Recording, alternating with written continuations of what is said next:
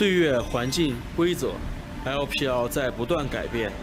6年中，有许多人问我，你为什么还在坚持？这局游戏对你究竟意味着什么？全军出击！我见过最美的风景，也听过最热烈的欢呼。为了所有这些，我愿意付出一切。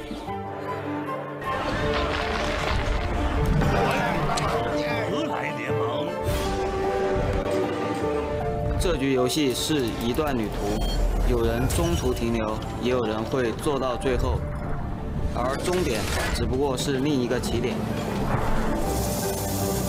50的血量，50的血量！我不懂那么多是非曲折，这局游戏赢就对了。 이번 게임의 낭만은 0부터 100처럼 무명에서부터 이름을 날리는 것이다. 我从来都没有后悔过自己走过的路。 这局游戏的魅力就在于创造奇迹。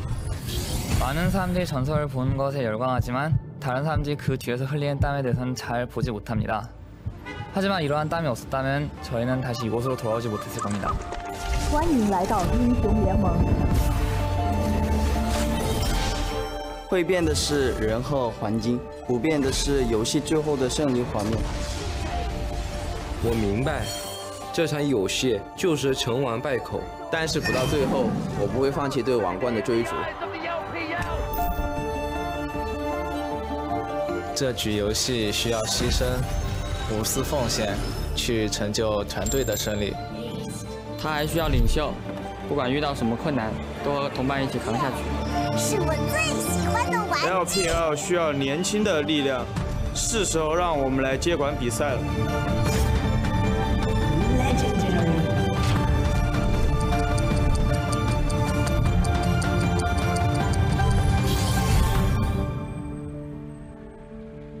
想成为这场游戏的主角吗？打败我吧！我们的时代还远没有结束。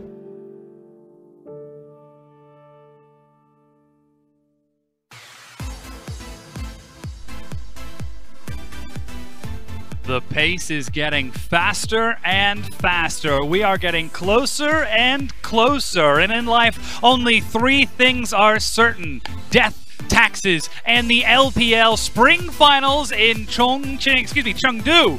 And you can see LGD in their stadium are getting ready for their game, as they will be playing a little bit later today. Just after that, we're going to be returning to Shanghai for some more exciting matches. But seems like the fans in the LGD arena will have to do some loud cheering in order to bring their crowd, the team, some happiness. But welcome back, everyone. My name is Dom, and joining me here on the desk is a brand new, fresh, and aerodynamic Raz. More effective headbutts. That's what this means. It's exactly. You've gotten rid of all the padding now. Oh, 100%. Yeah. So that being said, it's time for us to get over all of the rest of the padding and get into what happened last week on Tuesday and Wednesday when the broadcast was offline. We saw FPX play OMG and take the series 2-0. Yeah, eliminated OMG from it, taking him down 2-0, as you mentioned. We got to see a lot more from Cool, and it's nice to see that phase coming through. They've been a lot more comfortable with his place. Just after that, BLG versus Snake in Chongqing. BLG was victorious with a 2-0, getting closer to locking in their playoff spot. Speaking of new faces, Mole and, of course, Chieftain coming through. I really like Chieftain. We're going to be seeing a lot more of him later on tonight because I feel like his Sejuani plays, a lot more engages coming out of him. So expect him to be playing over SKS. Yeah, and on Wednesday, of course, we did see more games. Invictus Gaming played TOP, and that was Invictus Gaming, our best in the league, taking on TOP, our worst. Surprise, surprise, IG 2-0. Yeah, and they had a deficit in Game 1. This is Game 2 footage, because we don't want to show you Game 1 footage. Of course, we're able to come back in that game, come into the second game. Of course, the team fights were looking better. So at the very least, we can look towards Invictus Gaming's team fights to be something that they can be proud of coming out of that series. Absolutely. The final chase to catch Marin at the end. And though we did see a valiant effort from TOP, who are trying to learn, it just wasn't enough. That said, our final set on Wednesday, RNG versus Suning 2-0. And on top of that, we saw Uzi claim his first pentakill of 2018. Yeah, and speak of throws, by the way, Game 1, RNG did not deserve to win Game 1. But once again, we're showing you Game 2 footage just because RNG came back strong. Later on, you'll see him get gifted that pentakill. rightfully so, was able to have the Lulu to back him up. So it gave the audience an understanding that they can come back from a loss in game 1 and look much better on. So the adaptation is there for the team. The final catch onto Xiao Al Uzi with the pentakill to lock it down 2-0. Let's actually take a look at the standings now that we have all of those games behind us, and we can show you where everything looks out. Things to note, there are 6 playoff spots that have not been locked in yet, and there are 8 teams fighting for them. Yep, anything can happen from this point forward. And funny enough, we did mention that FPX taking down OMG means that they are now eliminated. But 4th place grabs my eye, because sure, in the Western Conference, the possibility of BLG and WE tying up, maybe exceeding Snake and EDG is there, but they have more pressing matters worrying about Fun Plus Phoenix that are just a game behind them. So that's why, as we move on, my focus is going to be on the 5 teams that we need to be watching, and if they can secure that 4th place position. Because it is very close for these teams to actually lock in that spot. If FPX lose today, that's going to be Snake and EDG who would lock in their own playoffs. But like you said, we're keeping our eyes on these 5 teams over here below us. You can see FPX, WE, and BLG coming out of the West Conference, and they are all within touching distance for each other, and that's right behind RNG, who's only a game ahead. Yeah, so those 3 teams, FPX, WE, BLG, they all have 4 games left to play. That's what's important, just because of the fact that with 1 game in between them, even if you were to talk about the opportunity of them tying up against each other, they are all pretty much neck and neck. WE, FPX are tied 3-3 in terms of head-to-head, so if they do end up tying, then it comes down to the points difference from that point forward. So a lot of that, stay tuned, keep your eyes on all the 3 of these teams going into Week 10, because that small difference is what matters. And of course, on the other side, we've got the e-commerce wars, Suning and Jingdong, the final potentially decider for the East Conference. That could be it. It could be the Amazon of China versus the eBay of China going head-to-head. Of course, they'll be playing later on this week as well. Yes, so of course the fact that Suning Gaming only have 2 games to play, so the fact that they're going up against Jingdong, that's the most important for them to watch out for. Hopefully Jingdong could take the victory up against LGD if they want to find that victory up against Suning Gaming to be more impactful. Of course, they would actually have to catch up. That's going to be happening a little bit later today. That said, we've got our big matches on the screen below you. You can see EDG are playing WE in the massive rivalry. Of course, Rogue Warriors are also playing against Royal Never Give Up, which looks to be hype as heck. But our match of the week happening tomorrow. 1st place versus 2nd. Rogue Warriors versus Invictus Gaming, a clash of titans. That's why if there's a day to watch for this entire week, gotta be tomorrow. It's tomorrow. Yeah. Invictus Gaming, Rogue Warriors, the fact that the top 2 teams in the league are going up against each other, please watch it, because that, not only is it going to start the day off, or at least, of course, it starts the day off, but the fact that EDG and WE is the set to follow it up on, that is incredible to watch, so keep your eyes on that one. Yeah, this is going to be the last time we get to see these teams, because we're at their current places in the standings. They're going to end up going into different brackets into playoffs. This could be the final preview before finals if these 2 teams continue at their current trajectory upwards. And heck, one of these 2 teams could very well be our representatives at MSI. That's true. And if you want any bit of preview for that one, Invictus Gaming is a team that's getting hyped up frequently, but if we get to see later game team fights, I know this is a small preview for that one. Rogue Warriors, you can never really count them out. Absolutely. Some spectacular skill from them. Of course, they are not playing today. Today, we've got LGD versus Jingdong in our first match. Just after that, we've got FPX taking on BLG out of Chengdu. And that is, both of these games are essential. Jingdong are a single set behind Suning. If they win this, they will tie it up and potentially bring it to that tie, to that head-to-head. Yeah. BLG, of course, you already mentioned it. The tie is important there. If BLG just takes 1 game, just 1 map, then the head-to-head is in favor of BLG, just because of the fact that earlier on in the group, I think it was week 3, they were able to just take them out 2-0. So head-to-head matters there. Whereas the first set, you just don't want to get slipped up if you're going up against LGD. You don't want it to happen, because Suning Gaming, when they went up against LGD in Hangzhou, it felt like Suning Gaming were clear favorites for that. Yeah. But that just didn't happen. Went to game 3 and LGD took that victory up against Suning. So if you are Jingdong, don't want to get slipped on. Absolutely not. We'll have to see, though, if they can bring it to bear as we check out our rosters. We've got Jinnu, Intruder, Yuki, FDY, and PYL. So, of course, the bottom lane, no longer Imp. FDY and PYL rounding it out. We need to see more footage out of FDY. He's not playing too poorly, but they need talent. They need talent out of their laners. So hopefully FDY can step up. And of course, facing across from LGD, a team that is trying to get higher in the standings to catch up to their e-commerce opponents and claim that final playoff spot.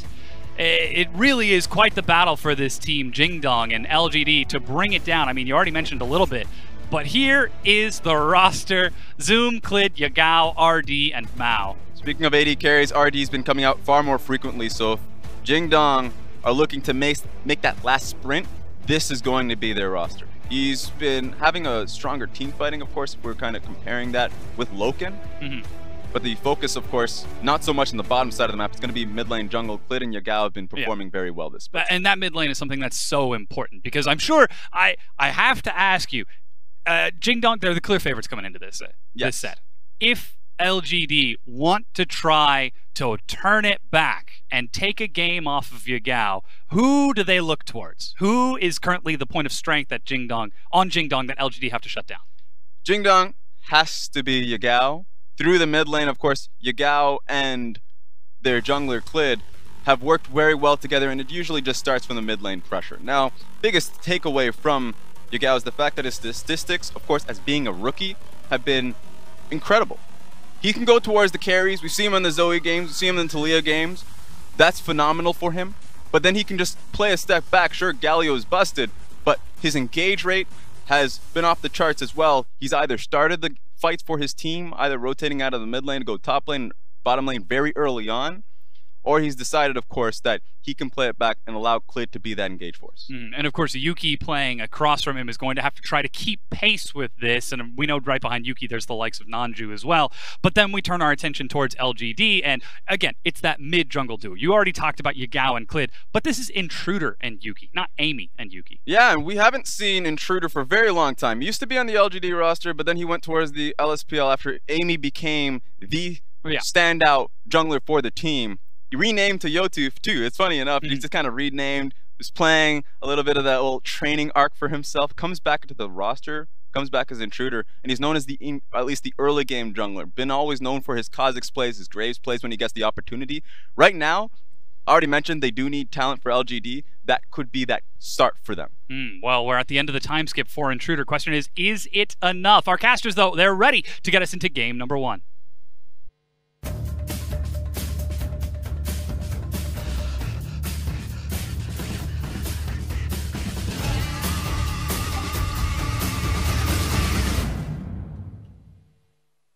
Thank you so much, Dom. My name's Pulse. I'm going to be alongside Froskuren for this one. A must-win here for JD Gaming. How are you doing, Frost?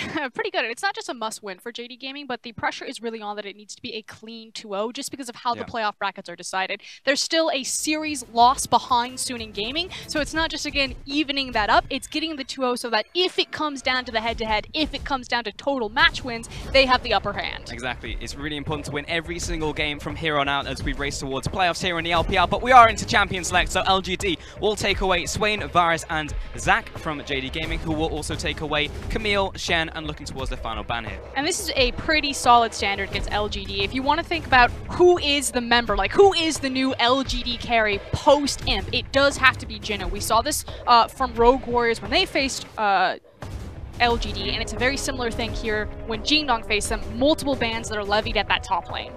And Jinnu, in fact, will just lock in the Tam Kench right now for his team here for LGD, and that will be their first pick. So prioritizing that one for PYL in the bottom lane. And the reason why Kench becomes such a high priority pick in this instance, he's been a high priority pick throughout the LPL, but it's also because of the Xayah ban. One of the few champions in the LPL that our ADCs believe that they have kill pressure against Tahm Kench. So no surprise that PYL is going to get to lock that in unpunished. JD, though, are looking towards a carry in the bottom lane themselves. It will be Cockmore coming in here with the 43% win rate so far in the LPL, and JD looking towards their second pick on the first phase. And we talked about, or we heard from Raz on the desk talking about Artie, how he is an upgrade over Loken. I agree with that. His team fighting is getting stronger. Artie also brings a lot of veteranship to a very young squad in JD Gaming. He's the oldest member. He's been playing professionally over in the LMS for about 4 years, formerly with AHQ. So it's not just the fact that he's an upgrade individually and mechanically, but he is also bringing kind of that extra edge to them as they look into this home run finish. Yeah, really important for a new team like JD Gaming.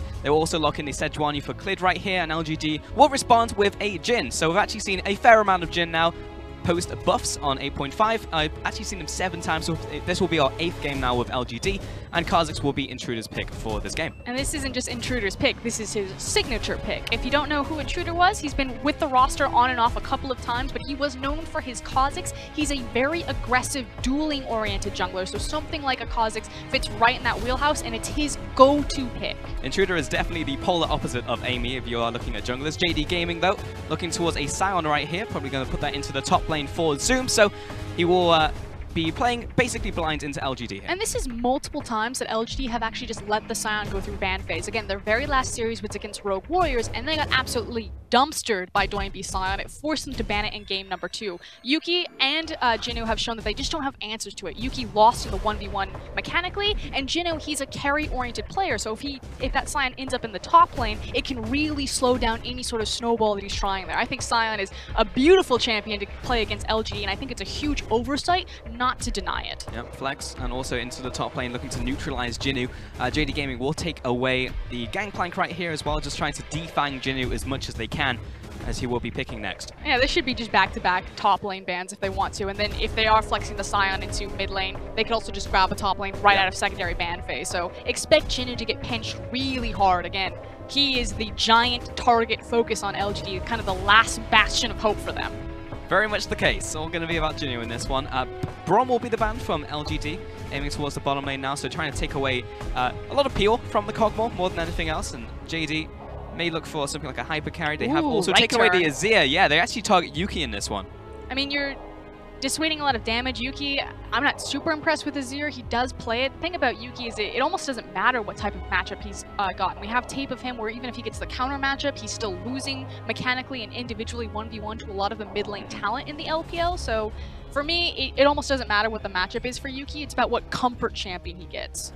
And Zoe is actually going to be the final ban here against Yagao. So Zoe definitely starting to see it here and there, and of course it is Yagao placing on the other side, so Yagao had a phenomenal start to the split on that champion.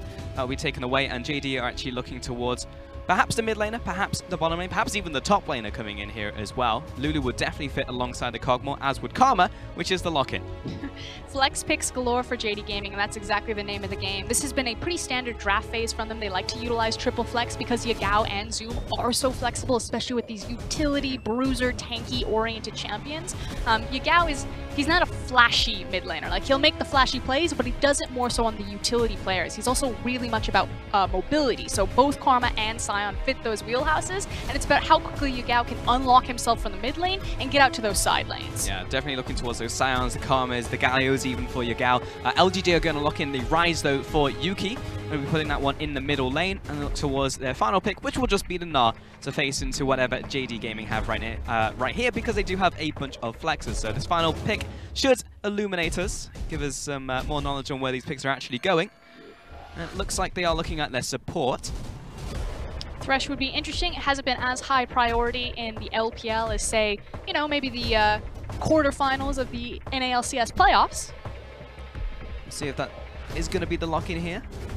We're going to time it out, and it will be Thresh in the end. So that means Thresh will go into the bottom lane, Karma will go into the mid lane, Sion will go to the top lane, and then Kog'Maw will go into the AD carry role. Everything has been revealed, and the first champions that I really want to focus on, I want to start on LGD side. Yes, Yuki plays a bit more Rise than other champions. Again, we talk about him finding his comfort pick, but I don't think that Rise has anything to do with Yuki. I actually think it has a lot more to do with Intruder. The Rise Kha'Zix combo is much easier to just completely blow someone up, especially when it's not a Sion, when it is someone like a Karma, and so I think that's about setting up Intruder to succeed, not only in his dueling potential if he wants to go 1v1 in the jungle, but also giving him an option to gank because he has that targetable lock CC. Yeah, he can actually play around some of these solo lanes, and Jinwoo was also kind of forced towards this Gnar in the end as well. And while it's a fine matchup into a lot of top laners, Gnar is always just going to be a super nice kind of vanilla pick. It's not going to be a carry that we're seeing from Jinwoo. You know, it's not going to be his like marquee looking at a Fiora or a Riven coming into the top lane. It's going to be about him getting involved in team fights or even looking to split push against this Sion. And that's a key word, split push. The ability to run a 1-4 or a 1-3-1 with both a Rise and a Gnar, especially against JD's composition, and especially against JD's playstyle. This is a team that loves to group up, that looks for 5v5. So LGD do have a win condition here where they can try to play JD on the back foot and separate some of their members with the Gnar and the Ryze if they get kill pressure in those side lanes. Yeah, try and pick them apart, but JD Gaming definitely will look towards those team fights. Locked in the Thresh here as well, which is definitely, hang on, LG something. Oh, I see, it's meant to be, okay. I get it, no worries. Looking at their conversation as well, Yagao in the mid lane, gone for this Karma pickup. In the top lane, they've got engaged in the form of the Scion, so it really does seem like they're going to go back towards pretty much what works for them, which is the 5v5s, as you already said. Yeah, but it is still a very far way out for the Kog'Maw. The nice thing about Kog'Maw is he can spike a little bit earlier than other traditional hyper carries just due to his itemization through Rage Blade, but that also hasn't been the standard build in the LPL, so we'll see how it all pans out. Well, here we go. First game of the night, LGD versus JD Gaming. Very important game for JD Gaming, and see if they can take it.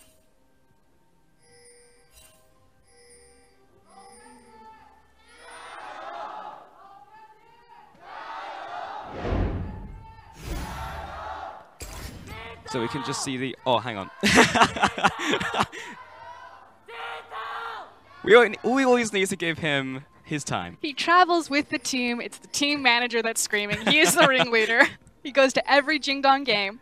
Their biggest fan. Their biggest fan. Okay, well, we're going to see everyone pretty much just space out on the map right here and take a look maybe at some of their keystones as well. Yeah, and I was briefly talking about already on this Kog'Maw pick and how even though JD are much more about a mid-game focus and Kog'Maw, if he goes through the traditional Rage Blade build, that he will spike appropriately there, you know, has the 2 items, they like to group up, they like to make plays happen, you know, 15, 20 minutes in. A lot of the time Kog'Maws are going for the crit build now because so much of the map is dominated with AP damage that it makes more sense to utilize your damage, but that means that you extend that composition's lifeline, that they are no longer a big, strong 20-minute team, they're a big, strong 35-minute team, and JD Gaming, that's when they start to slide backwards a little bit, is when they aren't playing quick, heavy tempo type of games. It's definitely more reminiscent of almost a Rogue Warriors composition, looking towards the bottom lane, putting a lot of the burden on the AD carries role and on his shoulders into this one, so the Karma is definitely going to facilitate towards that. If it makes you feel better, I don't think we're going to see a ton of ganks down bottom. It is a Sejuani, so a lot of her gank potential, especially bottom lane, is going to be post level 6, and it's also the fact that it's already in tandem with the Thresh. I mean, he can just sit down there and farm safely if he really wants to and just wait for the Dark Passage. Yeah, the Tahm Kench as well is going to neutralize so much of the bottom lane plays, so we'll see how this one works out. Most likely it's just going to be caught in this 2 versus 2. And I kind of want to explore the idea of looking towards LGD and kind of figuring out who they are right now, because they've gone through obviously a bunch of roster swaps, but once upon a time, Frosk, I remember at the start of this split, we were actually saying maybe this is LGD's time. Maybe LGD are actually going to rise from the ashes and become the Phoenix that we thought they were. There was this brief window around week 2, week 3 where LGD were starting to win their games. You know, Imp was kind of back in form. Jinnu has always been a very strong top laner in the LPL. To be fair, though, there's not a ton of competition, at least in the past, for, you know, contenders for strong top lane. It's maybe working itself out there. But since the departure of Imp and since kind of LGD sliding backwards with their strategy, you know, Coach Acorn behind them doesn't have a ton to work with, and LGD seem to be struggling to find an identity. And what's interesting is then facing JD is that these two teams are pretty much on the exact same timeline, but on opposite sides of this. You know, JD Gaming, they lost their star in Doinby. This year was about them rebooting. Who is this team without Doinby? And they managed to do that, and now they're in a fight for possibly a playoff spot. Whereas LGD are just starting that journey. They've now lost their star in Imp. So who are LGD and what do they become? But it's also about starting off on the right foot, right? Was PYL was going to get blasted in the bottom lane. FDY will actually choose to use the heal right here, trying to get PYL away from that play. But yeah, I mean, JD Gaming, they've done all the right things, right? You know, they came into this split and looked like, honestly, a pretty strong team. You know, we see their high highs when they take games against RNG. We see their lows as well. We also see them face against top teams like Invictus Gaming when they're playing consistently and also what happens. But JD, when they play up, they can go real high. And their heights really start on Yagao. Yagao has been the big surprise, probably my rookie of the split right now. I know there's a lot of conversation going on between Suning mid laners Knight versus Yagao. I love Yagao. I love his playstyle. I think he's incredibly flexible. He's almost become Doinby-esque as he's moved towards like the Karmas and the Gallios, and again, heavy mobility, heavy utility, and how he unlocks his team. But if he wants to, he'll just go straight carry. He'll lock in the Zoe, and he will style on you. That's pretty much what he started with in the split as well. It was the Zoe, Zoe, Zoe, and for some reason, teams just kept giving it to him, so he kept demolishing teams on the Zoe pick. And we do have a bit of a higher priority for Zoe back in the LPL since her changes on 8.5, and I believe we're playing on 8.5 today. She has kind of cropped up again. I don't think she's as strong or as overtuned as she was, but she definitely has a niche, and we have really good Zoe players. So as we move closer into playoffs, I do expect to see Zoe pop up occasionally. For sure. And Clid actually looking for the small invader right here, just while Intruder's on his Raptors, going to take away this pink ward and probably just look to back away into the bottom side of the map. First rank will be Cloud, but we've actually seen more priority towards the Cloud Dragon nowadays. Cloud Dragon has it's got some friends. He's kind of like the Amumu of dragons. He doesn't really have any friends, but now in combat movement speed feels pretty good. I mean, it's a big deal, especially for the LPL region who loves to fight, and especially for a team like JD, who not only love to fight, but love to make quick rotations. So they get the benefit of post and in movement speed.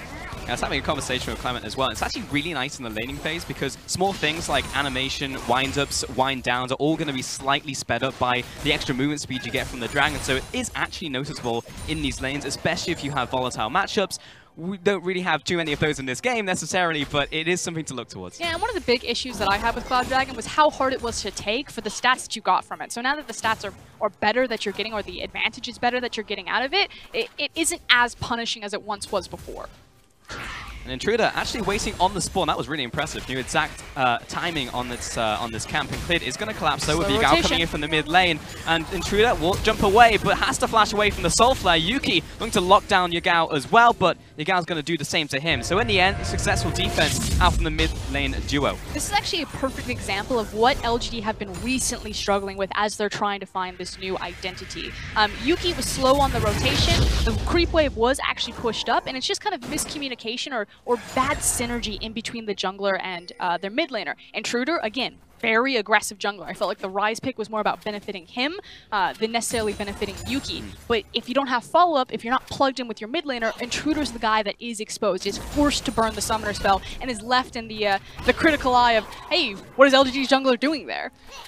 And now Intruder has to go back to his jungle, can't really contest jungle camps anymore because if we have another slip up like that, he'll just die. So Clid now in a really good situation, also takes away this blast cone, making it easier for him to take away this red buff, just in case Intruder was deciding to go for something more sneaky. Things turning around though for the bot lane of Alphabet Suit here. Alphabet Soup, that's what I want to call it. Yeah, they definitely don't believe in vowels in the bottom lane, LGD. Are they the Vanna White bot lane then? Yeah, I guess so. Whoop, Mount looking for that hook, didn't quite connect. We're going to say that FDY dodged it. That's what we're going to say. Okay, alright. Mount didn't miss it. It was dodged.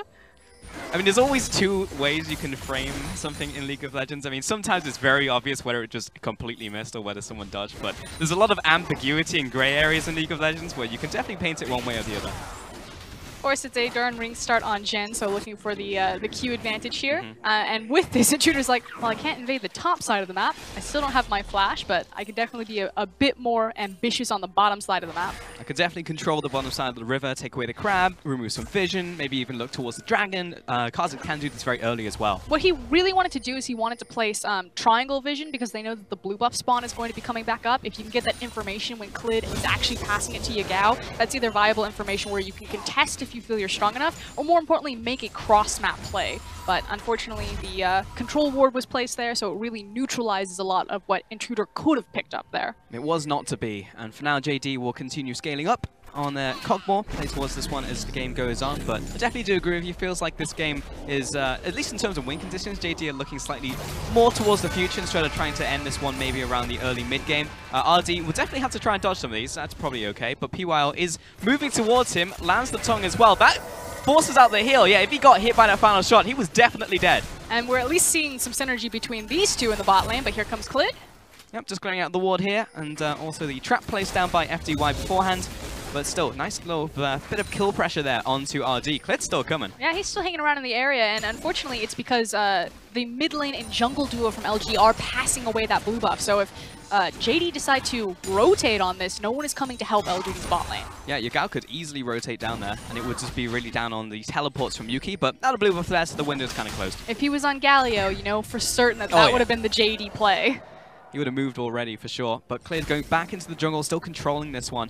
And it really just seems that ripple effect from Intruder burning his flash, moving towards the Raptors means he's lost so much control over the jungle now too, Clid.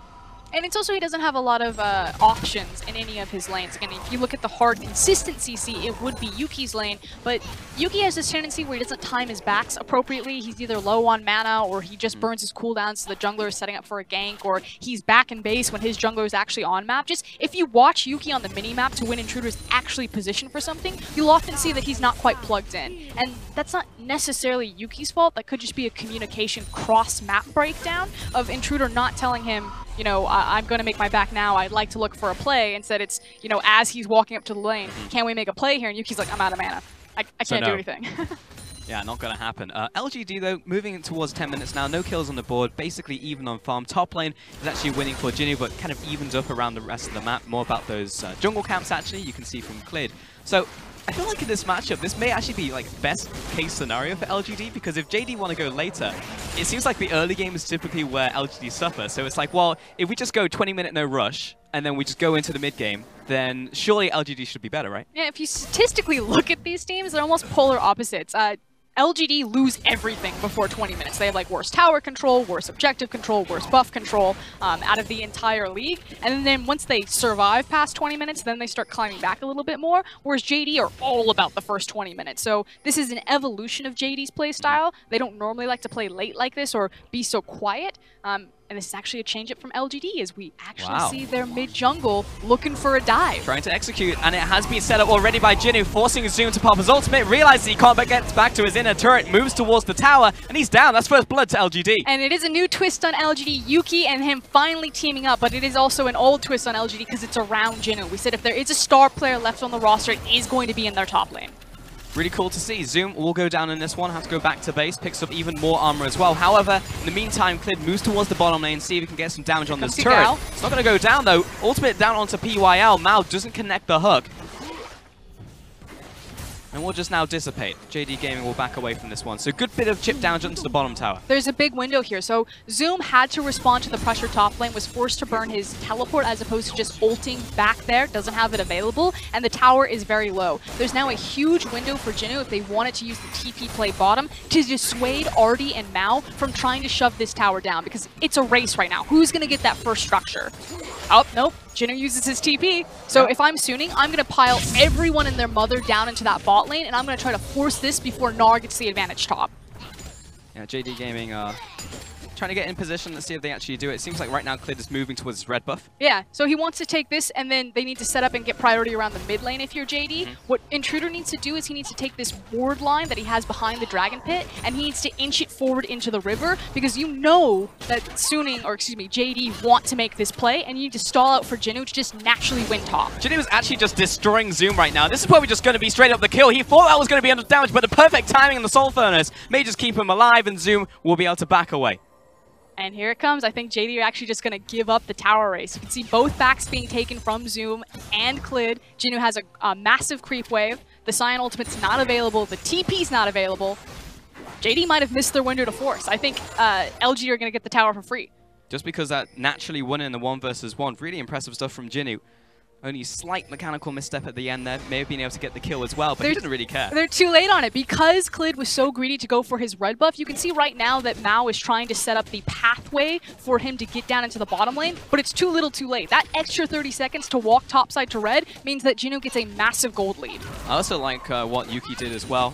So we're not finishing off just now. We're going to deny some more minions. There we go. Last hit the turret. That's going to be first tower going over to LGD. And specifically Jinnu, massive gold injection. But Yuki also moved to the top lane. Look to cover him as well outside of vision. Now JD are looking for the play. 4-man collapse onto the bottom lane. Let's see if they can do it, because the hook connects. PYL finds the gobble. And now it will just be the tower here from JD. Now, what LGD should do is they need to immediately rotate their bot lane towards the top side so they can try to play around Rift Herald priority. You expect that you're going to have a time window to do this, because JD are going to want to grab the dragon before they then start to swap up their lane assignments. But for now, it's only the back from PY, and it looks like he's pathing back towards the bottom lane. He's packing towards the mid lane. He wants to place wards, but Intruder's already started the Rift Herald. So this is good cross-map communication from LGD. Intruder saying, I've got this. Jin, you can afford to pick up the extra wave and neutralize the wave bottom. PYL, we need you to set wards down for the flank in case that JD move from Dragon and just try to 5-man snowball on mid. So now that would just turn into the trade here. So that was Dragon, Cloud Dragon over to JD, the first one of the game. Next one's also going to be a Cloud Dragon. And LGD will be able to pick up this Rift Herald here and see if they can convert that into anything else. It's actually really punishing for JD that they got back-to-back Clouds. If that was something like a Mountain or an Infernal, and yes, I like the adjustments to Cloud, then it wouldn't have cost them so much to lose first tower because they would have gotten secondary tower bottom, unlock their bot lane, and then also had the Cloud Dragon. But because they lost first tower and they're unlocking a Tahm Kench and they were only rewarded with double Cloud, it kind of stings. I feel like LGD are the big winners after all is said and done over the last 5 minutes. I see you, Observer. I see you looking at the mid lane tower. Maybe that's where LGD are going to play around with the Herald. Let's see if they do actually set up around their area and maybe set up these waves and get Intruder involved as well to try and knock this one down. Against JD, who have swapped their bottom lane to the top lane, as have LGD, so we have 4 Australia lanes in effect. I like this play from Clid. He says, we can probably just catch them off guard here and try to force another tower, take tempo back of this game. Now, that was also Vision just taken away there by spotted JD. Yet. No, that was but really they have an great idea. by Mao. They're pulling a Gao. Yeah, your Gao moved from the mid lane. This is a great tempo shift from JD. They understand that they were delayed on the first tower play, but they definitely are in the driver's seat for the second one. Intruder has just made his back now. There is no reinforcement coming. Clid with the lockdown to PY. He's going to flash away. RD in range to finish him off. FDY protecting the tower, but the Dark Passage is there to get him out. And check out where Intruder is. He's still behind the inner tower, so he's slowly making his way up there, maybe giving FDY some confidence that he can sit here. But Ryze and Kha'Zix need to get here real quick.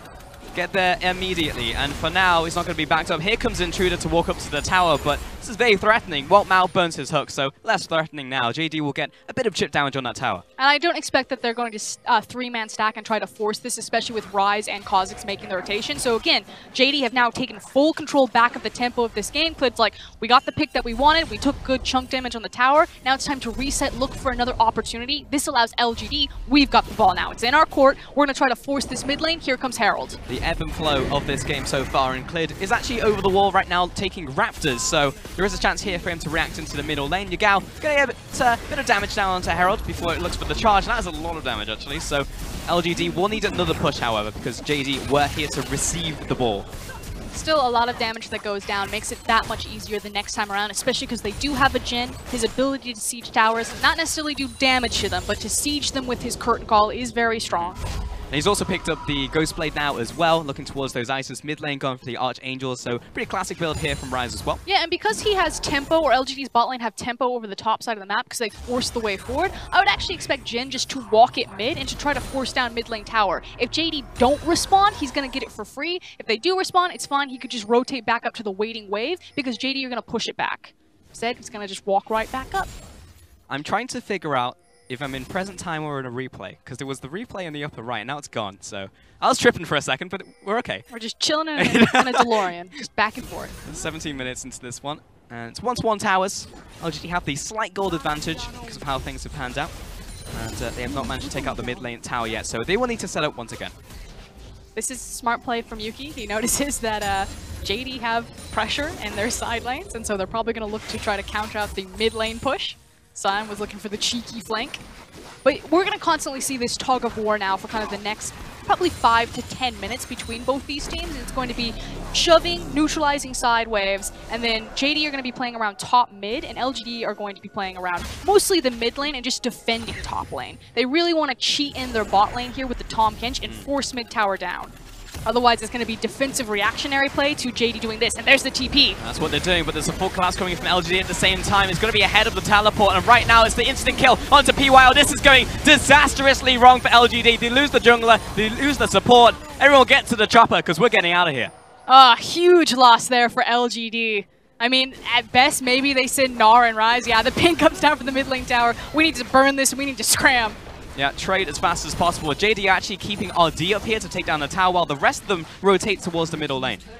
And that might be enough to dissuade, but Jinnu, he's got Hop, he's almost close to Mega Gnar, and LGD do make the correct counter play in that situation. So bad teleport, good finish to the play. Good finish, and it's mid lane outer as well, which will mean a lot if LGD are able to push up now. JD also picked up 2 kills from that, which is going to be the difference off of that trade. And actually Clid will move into the top lane as well here, just to allow RD the safety to pick up the rest of these minions while moving into the jungle. What's going to hurt right now is the second Cloud Dragon is going to spawn, and JD, I think they just caught LGD off of. I think so. Out of position. But what JD should have done if LGD were there is they would make their back. They would spin the gold that they just acquired. Now it snowballs even harder because they got another free objective and even more control. And then they're going to walk it towards the Cloud Dragon and just say to LGD, we've got our completed items on the Kog'Maw. It was the traditional Rage Blade build. He's really strong right now, and there's no way you can fight us. So step up and die or lose your entire map. Okay, we can see that replay as well. So there's the teleport coming in on the top side and the teleport right into the middle of the fight. So I will say the teleport was good. I revamped LGD. The backline teleport from Gnar and Ryze, that's totally fine. The Uber Eats special delivery from Tahm Kench, not so great. No, it was definitely just arriving into 5 people who promptly killed them. It was a party box. It 100% was. So JD will get those 2 kills. And they also pick up the outer turret, which we just mentioned in the mid lane there. So it seems like LGD were definitely caught with their pants down. They had the bot lane and top lane. They had Yuki actually at the enemy blue that hadn't spawned. So mid lane was completely exposed there. It's almost like Yuki is really poor at his back timings and where he needs to be on the map in certain situations. Good at pressing his buttons, poor at reading the map. But then we start to see the cracks from LGD, because I feel like up until this point, LGD have done pretty well. They've been able to match pressure. Yes, they've been on the reactive play mostly to JD Gaming, but they still survived until 20 minutes, which is much better than how they usually do in games. But now it's kind of breaking down. Yeah, it's going to get much harder from here on out. The map becomes much more complex when you break down lane phase. You no longer, I call it or equate it much to coloring in the lines. And now they're kind of freeform right now. It's no longer paint by numbers. They actually have to have their own creativity about how they're forming the plays, what lane assignments they're taking, where they're putting their pressure. And again, it comes down to inexperience. This is a newer LGD roster. They have very young players, so we don't expect them to be good at this part. For sure. Really just trying to get this roster into the field, really, because we were talking about timelines and how JD are very much far ahead of them, which seems strange if you're thinking, well, LGD, this ancient organization, versus JD, who just kind of put this team together with the departure of Doinby. I mean, LGD, their mascot's the dragon. We call them the sleeping dragon over in the English LPL. They're like a baby dragon right now. You know, like when Mushu is really intimidating, he's got his giant shadow behind him, he's like, ha-ha, and then he turns out, and my ancestors sent a little lizard to help me? Yes. We're in baby lizard form. Okay. But it could become Godzilla. Maybe. But we're starting from square one, is basically what we're saying here. So LGD are looking at JD and they're like, we could become this, eventually. So it's about keeping up the mentality as well, because it can definitely feel bad, you know, being this old organization, and especially some of these players, like PYL has been on this team forever, and he's just like, now we have to start from square one again, but it's also some of that veteranship which will be able to help LGD in the long run. PYL, one of the oldest players in the LPL, part of the original Noah's Ark roster before the LPL existed. Noah's Ark would become OMG later on. Wow. There's actually very few. They're pretty much like unicorns at this point. There's not a lot of them still left. Though Clid looking for a pick in the side. The hook's going to be slightly too far away from Intruder, and PYL was taking all the damage. Jinnu is thinking about the flank. He's full rage bar. This could be a massive ultimate, but he is completely denied by JD Gaming. He'll have to flash away. There's going to be counter damage down to Zoom, but he's able to walk it back behind Clid. Great play from Mao there to completely stuff Jinnu, looking for the dunk there. And JD, they wanted the pick because they want to play around Baron, but they've chipped away enough health bars that they can feel they can walk up to the tower. Yeah, this one is straight up gone. The minion wave's already there. JD make a massive power play, and I honestly cannot compliment Mao enough. I was trying to figure out what happened in the play. It's like, why didn't he jump over? He got knocked over. It actually looked like Zoom also tried to interrupt him in midair, so there was 2 members of JD blocking the assault from Jinnu. Just absolutely stuffed. Yeah. But they need to be careful with their backs here. There's an opportunity, if LGD really want to be frisky, they immediately rush the Baron, which is why some of the backs were cancelled for JD to dissuade that. So small window, maybe we find a pick, maybe we find someone caught off guard. Good things from LGD, that's the right move to look for right here, but I don't think they're going to find it, they're fishing. Ooh, Jinnu is looking for another engage though. He didn't use his Gnar ultimate in that last fight. He's still jumping in. Oh, we'll get the ultimate onto RD. Can the team get enraged? No, they cannot. That's going to be the execute damage from FDY. I retract my statement, LGD. You caught a big one. That was the catch of the day, honestly. Good stuff from Jinnu. Really looking for these flanks over and over again, and this time Mao wasn't there to deflect. And it's because they know that this is their only opportunity back into the game. They're still looking at a Kog'Maw composition. They have to force this. Zoom is going to walk into this rush, but Intruder's already looking for the engage onto the team. It's a 4 versus 5, and Mao is already dead. Yagao's trying to back away from this one, but now he's caught out, and it's just raining down hell as FDY is looking for another pick, cutting off the escape route from Clid as well, trying to read out the Arctic Assault, and Zoom doing his best to try and get his team out of there. And that Raptor, he's looking for blood. He actually wants to kill Clid. That is a legendary scary call from LGD. They forced away the jungler. Klid is quickly making his back, but they're just gonna burn this. This is a Kha'Zix. All of them have full health. I think LGD just stole the Baron. Is it a steal if no one is there to try and contest? I mean, Zoom's going to walk up now, but what are you going to do with Sion? Jinnu is also body blocking. This is going to have to be the best steal of all time. Not going to happen. It's going to be on Janna Tornado levels. But LGD, great play, great pick, great fight, and that's going to be the Baron. Yeah, they basically just stole back the game with that Baron play, and it starts with this pick. The fact that LGD know we have to force this. We know that JD are going to take turns making the picks. Maybe we can find a pick, they find the Kog'Maw, and then JD can't help themselves. They stick their face in it, they get picked apart, and suddenly LGD are back in the game, or at least back for a hiatus. They have at least the 4 to 5 minute pressure release that Baron's going to give them.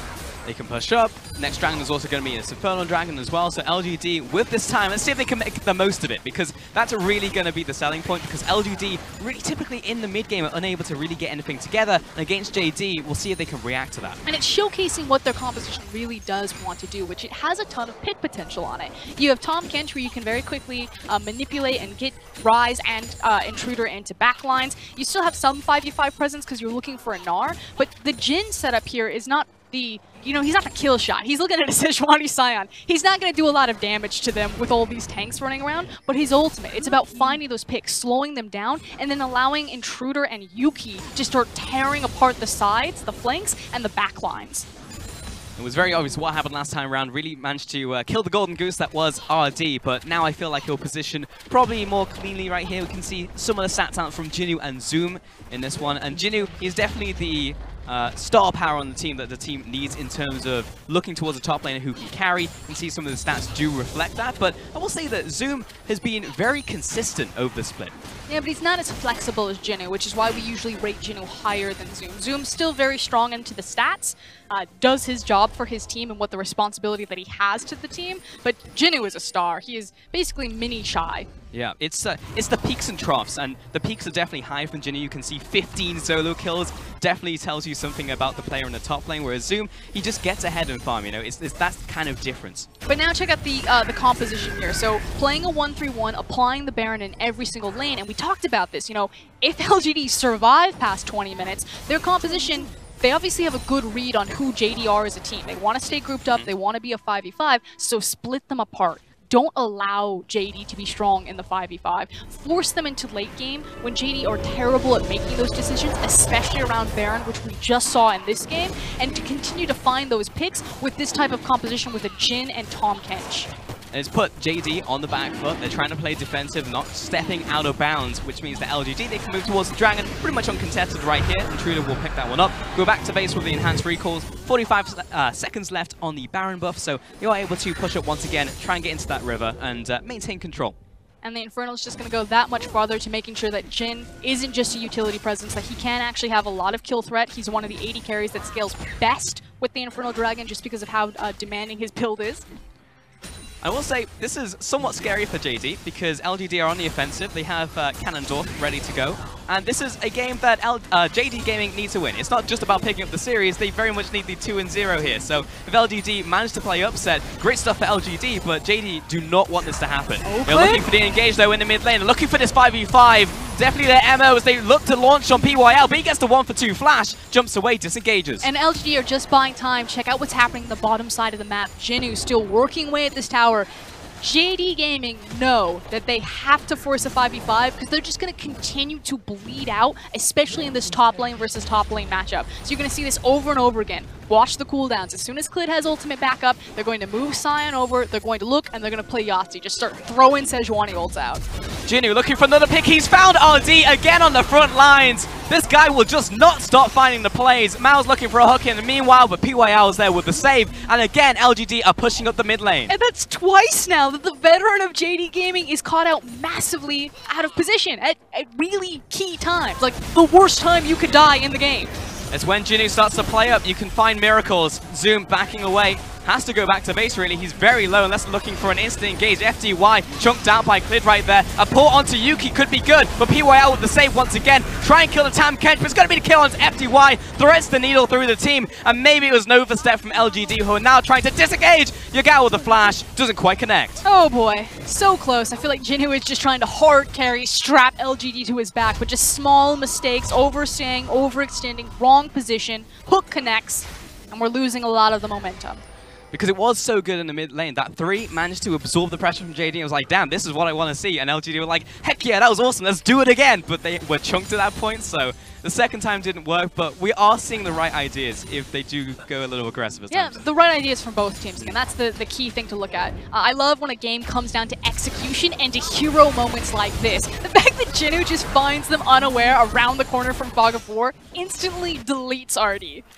Fantastic. And FDY is able to always follow up with the damage. You know, if the enemy AD carry is done, the rest of the team is behind him. That's the second time that FDY can walk up with the 4th shot and just execute the enemy AD carry. But a little bit of revamp, because you're talking about the strength of FDY. I kind of want to talk about the fact that Jinwoo doesn't have flash anymore. So already, yes, he instantly died, but Kog'Maw still has his flash, which means that Jinwoo has one less ability to threaten that backline, and you have to destroy the Kog'Maw. And yes, I said RD keeps dying at the worst times, but because LGD overstayed, they didn't punish that as much as they could have.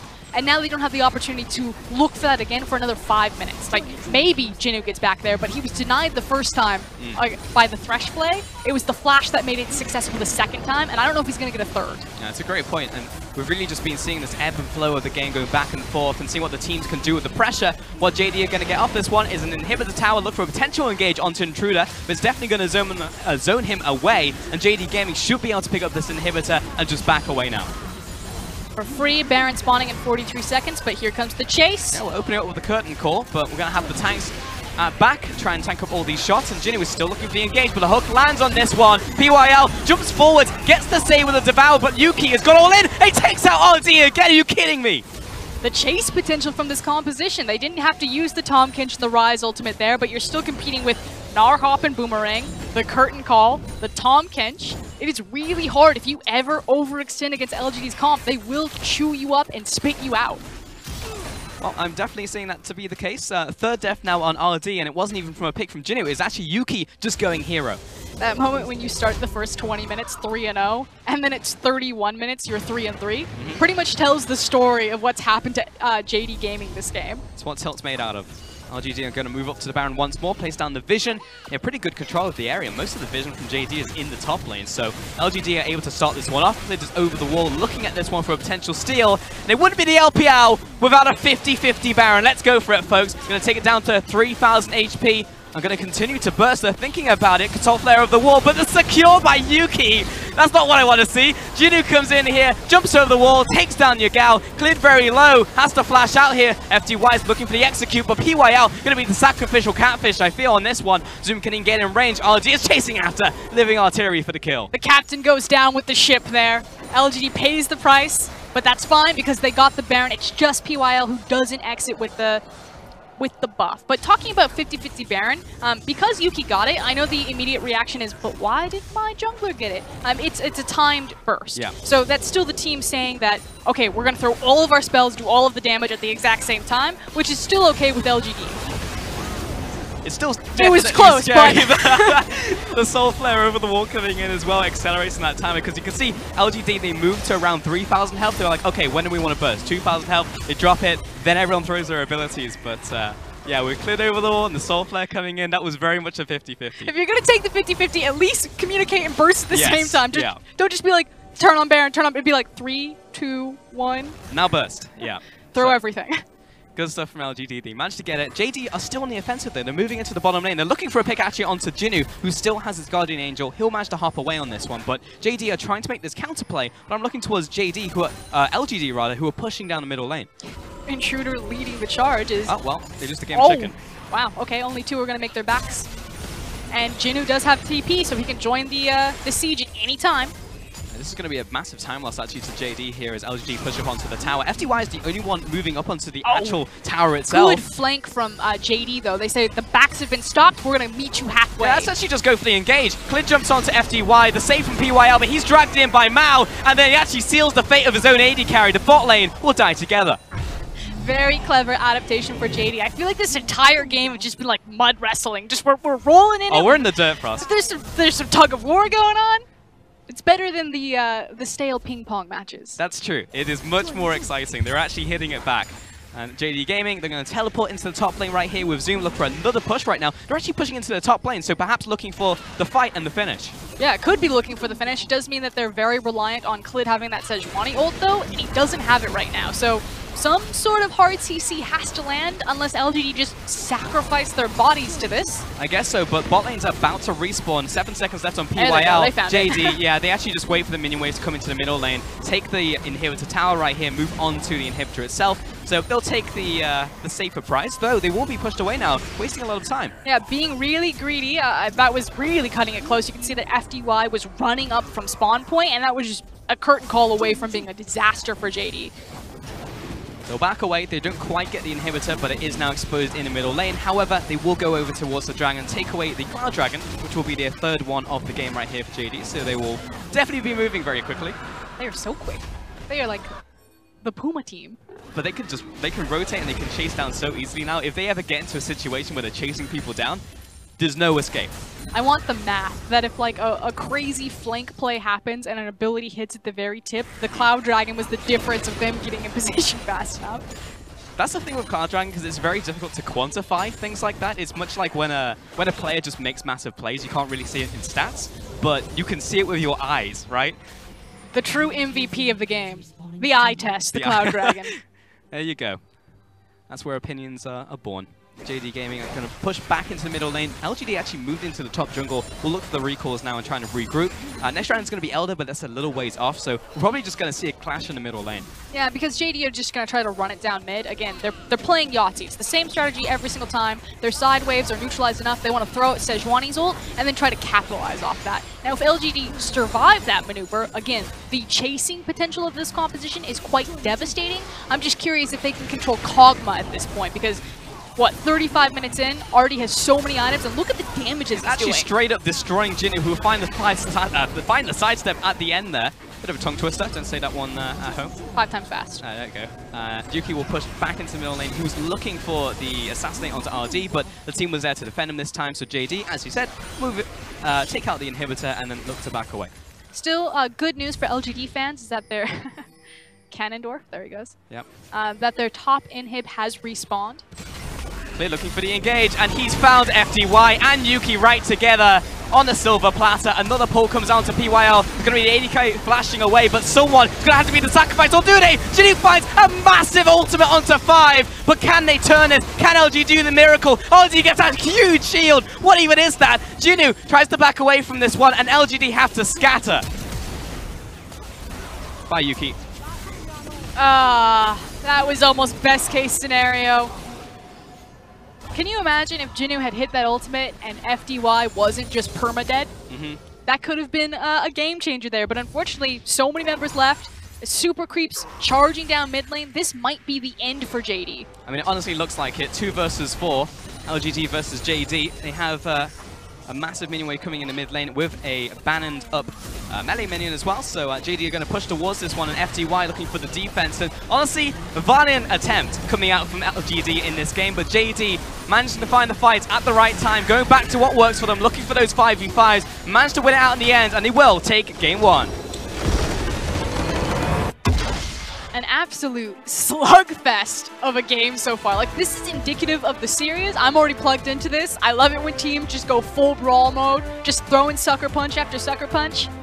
Yeah, this is like extreme ping pong. You know, like how they have extreme fishing, but like for ping pong, this is pretty good. JD will eventually get it though. LGD had so many chances to try and win this game though, and that is probably the most impressive thing to me, that LGD were actually able to come into this game. And it's very clear to identify where the cracks are for LGD and where they kind of need to oil them over. And it's going to be an FDY and it's going to be an Yuki. The 2 newest members, least amount of experience on the team with them. And if LGD can just, I mean, obviously they feel that these are the guys to invest in. Yeah. Just spend a little bit more time with them, be a little bit calmer, rotate around them, try to control them a bit more. That's an LGD win. Because again, if Jinnu hits that incredible performance on that ultimate and FDY is alive, that looks like an LGD win. And we already have tape because we saw it the 2 times before. The 2 times that Jinwoo found the ultimate onto the Kog'Maw, FTY stepped up and killed him twice. And that gold graph is a perfect depiction of this game. We use the word tug of war repeatedly, and that's exactly what it looks like. Yeah, up and down, and then eventually JD were able to wrestle a win, but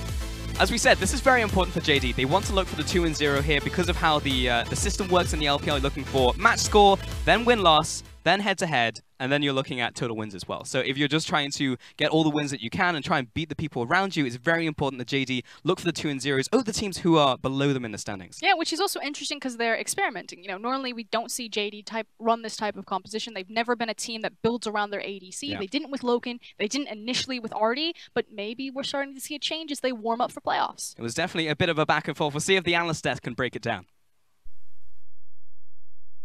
We'll certainly do our best. Thank you so much. But Raz, Jingdong, they were able to do it. It wasn't the clean, crisp game that we were hoping to see out of Jingdong. It wasn't the straight shellacking that I think we wanted to see out of a team that's trying to get into playoffs. But I think we can't exactly say that's Jingdong's fault at this point because LGD certainly showed they were ready to play. Well, if you were wanting to look to pin a blame on it, then it would be RD just because 2 times he did get hit up. So that's the only time you could look towards it. I did like the fact that Frost did mention that there was a bit of experimenting here because right from the pick ban, there was points of experimentation throughout the bottom lane, I would say. So on the side of Jingdong, the Thresh pick was interesting to me because we already saw the Tahm Kench come through in the opposing side. So if they're looking to play through bottom lane, if they're also drafting themselves as Sejuani, then it's pretty obvious that they want to play towards throughout the Kog'Maw and towards the Thresh picks. So the risk around this is that you're saying, okay, we're going to be looking for the Tahm Kench, or we're going to be sticky enough to find the person who Tahm Kench saves and get the kill afterwards. They ended up doing that later on, but it comes down to faith in coordination that that's the play that they're going to make.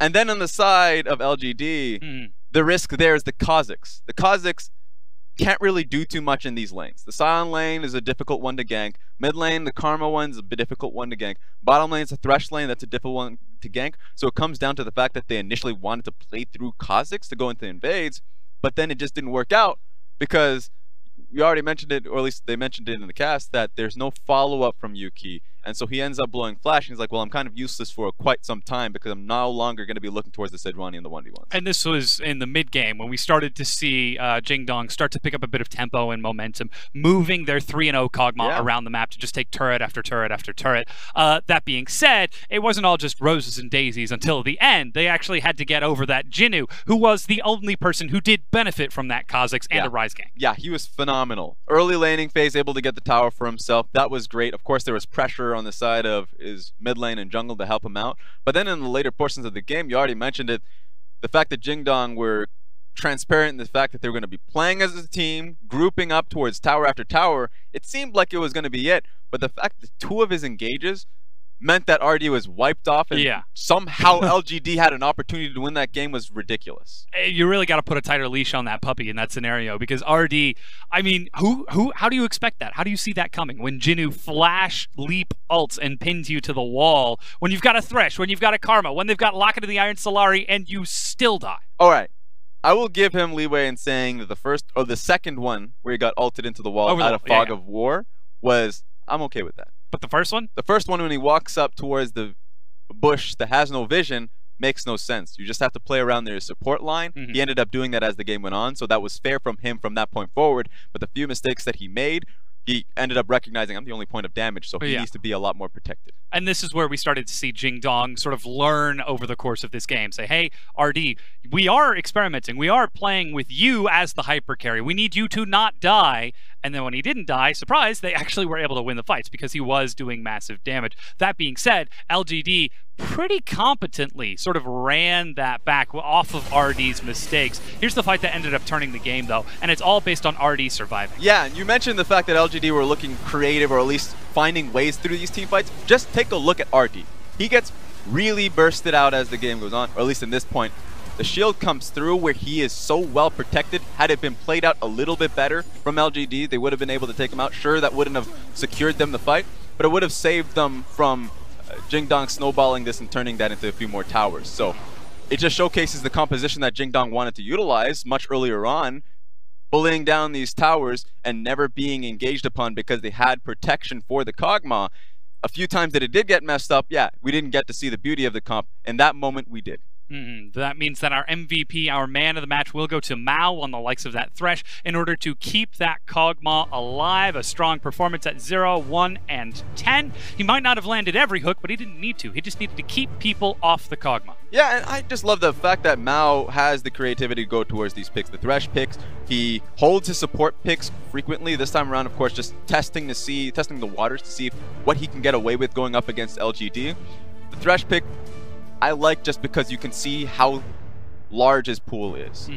That being said, it also showcases that even in the support the matchup deficit, that the side of Jingdong, the team as a whole, can play around it quite well to just showcase the advantages, or at least the holistic advantage. Yeah, and like you said, this isn't a super important game for Jingdong. I mean, obviously they want to win and try to catch up to Suning, but they've got to play Suning later on in the split. And then just after that, I believe their match after Suning the following week is against Rogue Warriors. So if ever there's a time to practice and hone new strategies on stage, this is probably going to be it. Yeah, and as long as they can take the win regardless, they can show a little bit more, or at least hide some from their opponents that are going to be coming up later on in the week. Well, we'll have to see if they got anything new for us as we get ready to take a quick break. Don't go anywhere. The LPL is going to be right back.